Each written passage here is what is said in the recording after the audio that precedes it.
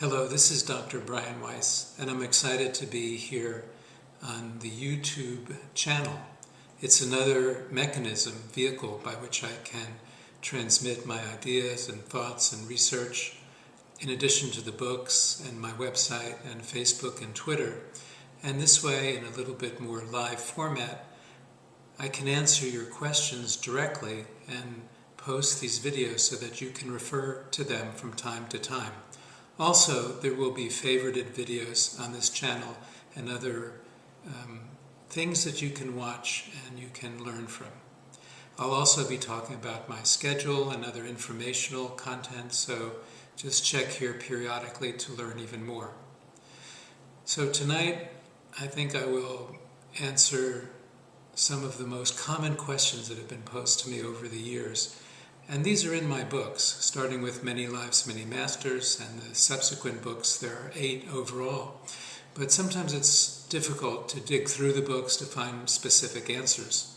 People on Facebook have been asking questions and in other formats at workshops, and so this gives me a way to answer them in person.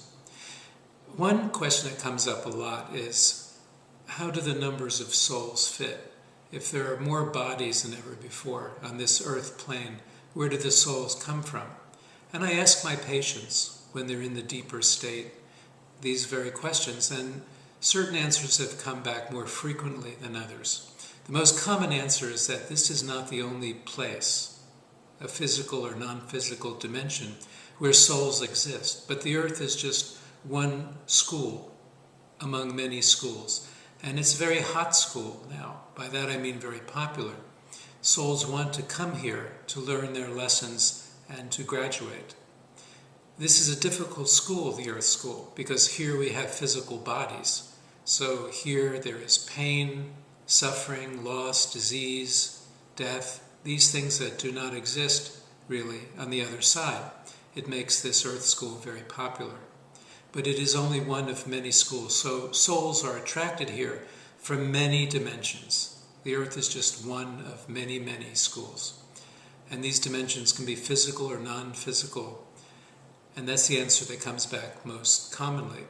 Another answer that has frequently been responded to for this question is that souls have the capacity to split and have simultaneous experiences in different bodies. Why should we limit the abilities of the soul by our physical and other projections? We shouldn't. So these 2 questions come up the most, and I'm sure there are other answers to this. So what I'm really saying is not to get distracted by the logical, these so-called logical explanations. There is always an answer. For example, people ask me about Catherine, the woman in Many Lives, Many Masters. How can she know BC? Because it hadn't occurred yet. And the answer to that is that all of these past life experiences really are memories. It is not time travel. You don't actually go there, look around, find yourself there. It is the same as remembering something when you were 15 or 10 or 7. And so, let's say you were 7 years old during a recall, during a regression, and you used a word that you didn't learn until you were 12 or 15, that's fine. It's understandable because it's memory. It's not actually time travel. And so Catherine could know BC just by the surroundings, paying attention to details such as architectural structures, clothes, and culture. And this is the answer to that question.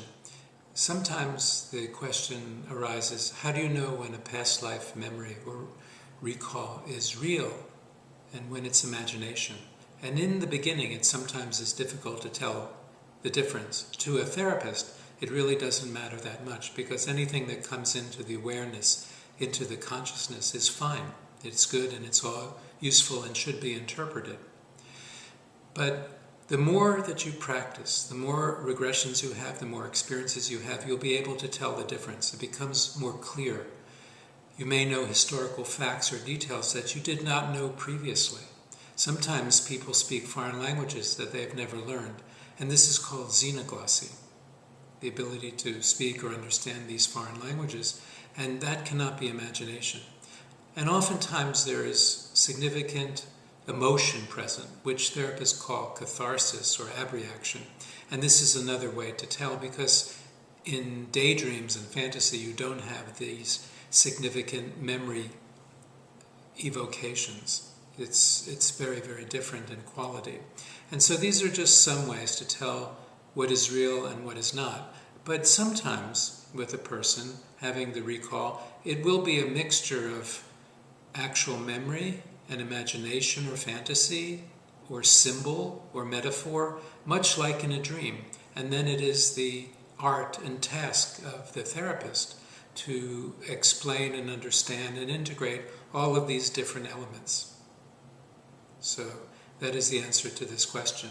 I hope in this series I'll be able to answer many more of your questions. I look forward to this, and also we'll be posting or talking about details of upcoming events and workshops, one-day workshops, longer workshops that I do all over the United States and all over the world. Already in this year, 2011, workshops are planned for many, many different countries, and more details will be forthcoming as we get closer to these events. Thank you.